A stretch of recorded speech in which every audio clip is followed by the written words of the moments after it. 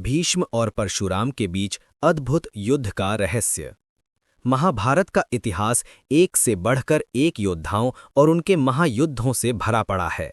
पर क्या आप उस सबसे विनाशकारी युद्ध के बारे में जानते हैं जो दो दुश्मनों के बीच नहीं बल्कि एक गुरु और उनके सबसे काबिल शिष्य के बीच लड़ा गया था। एक तरफ थे भगवान विष्णु के छठे अवतार महाक्रोधी गुरु परशुराम और दूसरी तरफ थे उनके ही प्रिय शिष्य गंगापुत्र भीष्म।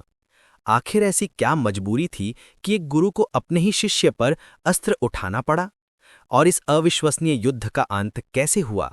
चलिए आज जानते हैं इसी अद्भुत युद्ध के पीछे छिपे रहस्य को। इस महायुद्ध की चिंगारी एक स्त्री काशी की राजकुमारी अंबा के अपमान से भड़की थी। हुआ यूं कि काशी में राजा ने अपनी 3 बेटियों अंबा, अंबिका और अंबालिका के स्वयंवर का आयोजन किया, पर इसमें हस्तिनापुर को न्योता ना भेजकर उनका अपमान किया। इस अपमान का बदला लेने के लिए भीष्म अकेले ही स्वयंवर में पहुंचे और तीनों राजकुमारियों का हरण कर हस्तिनापुर ले आए ताकि उनका विवाह अपने सौतेले भाई विचित्रवीर्य से करा सकें। अंबिका और अंबालिका का विवाह तो विचित्रवीर्य से हो गया, लेकिन अंबा ने भीष्म के सामने एक राज खोला कि वो मन ही मन राजा शाल्व से प्रेम करती हैं।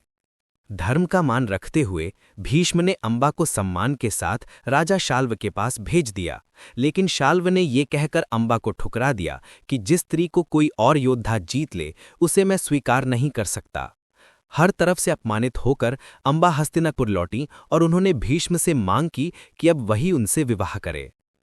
पर यहीं भीष्म अपनी भीषण प्रतिज्ञा के धर्म संकट में फंस गए।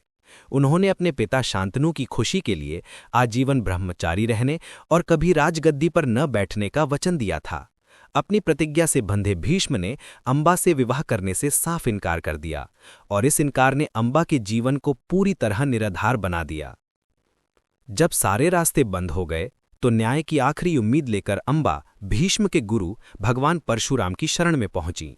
एक स्त्री के साथ हुए अन्याय की कहानी सुनकर परशुराम का क्रोध भड़क उठा। उन्होंने तुरंत अपने शिष्य भीष्म को बुलाया और अंबा से विवाह करने का आदेश दिया, लेकिन भीष्म ने अपनी प्रतिज्ञा का हवाला देते हुए विनम्रता से गुरु का आदेश मानने में अपनी मजबूरी बताई। परशुराम ने इसे अपनी आज्ञा की अवहेलना और अपना अपमान समझा। उन्होंने न्याय दिलाने के लिए अपने ही प्रिय शिष्य को युद्ध के लिए ललकार दिया। एक शिष्य के लिए गुरु की चुनौती को ठुकराना अधर्म होता है, इसलिए भीष्म ने भारी मन से ये युद्ध स्वीकार कर लिया। कुरुक्षेत्र की धरती पर इतिहास का वो अद्भुत युद्ध शुरू हुआ जिसे देखने वाले देवता भी कांप उठे। ये युद्ध लगातार 23 दिनों तक चला। दोनों ही योद्धा अपने अपने हट पर अड़े थे और कोई भी पीछे हटने को तैयार नहीं था। एक तरफ थे भगवान परशुराम जिन्हें कोई नहीं हरा सकता था, और दूसरी तरफ थे गंगापुत्र भीष्म जिन्हें अपने पिता से इच्छा मृत्यु का वरदान मिला था। इस वरदान के कारण उनकी मृत्यु तभी हो सकती थी जब वो स्वयं चाहें। दोनों तरफ से ऐसे ऐसे दिव्यास्त्रों की वर्षा हो रही थी कि सृष्टि में हाहाकार मच गया। 23 दिन बीत गए पर युद्ध का कोई नतीजा नहीं निकला।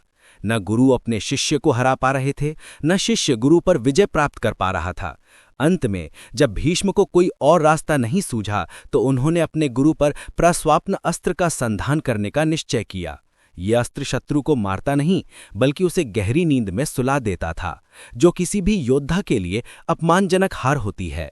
लेकिन जैसे ही भीष्म ने उस अस्त्र को चलाने की तैयारी की, आकाश में स्वयं देवता और नारद मुनि प्रकट हो गए। उन्होंने भीष्म को रोकते हुए कहा, भीष्म रुको, अपने गुरु पर यह अस्त्र चलाकर तुम घोर पाप के भागी बनोगे। तभी परशुराम को भी यह एहसास हुआ कि इच्छा मृत्यु के वरदान के कारण भीष्म को परास्त करना संभव है, और उन्होंने अपने अस्त्र रख दिए। इस तरह ये महाविनाशक युद्ध बिना किसी हार जीत के समाप्त हो गया। भले ही युद्ध खत्म हो गया, पर अंबा को न्याय नहीं मिला। अब उसके जीवन का एक ही लक्ष्य था, भीष्म से बदला लेना। प्रतिशोध की आग में जलते हुए उन्होंने कठोर तपस्या की और भगवान शिव से वरदान मांगा कि वो भीष्म की मृत्यु का कारण बन सकें। इसी वरदान के चलते अंबा ने अगले जन्म में राजा द्रुपद की बेटी शिखंडी के रूप में जन्म लिया। सालों बाद महाभारत के मुख्य युद्ध में जब अर्जुन ने शिखंडी को अपनी ढाल बनाकर भीष्म पर तीरों की बारिश की, तो भीष्म ने शिखंडी जो पूर्व जन्म में एक स्त्री थी, के सामने शस्त्र उठाने से इनकार कर दिया और बाणों की शैया पर लेटकर अपनी मृत्यु को स्वीकार कर लिया। इस तरह परशुराम के साथ हुए उस युद्ध का असली परिणाम सालों बाद महाबली भीष्म के अंत के रूप में सामने आया।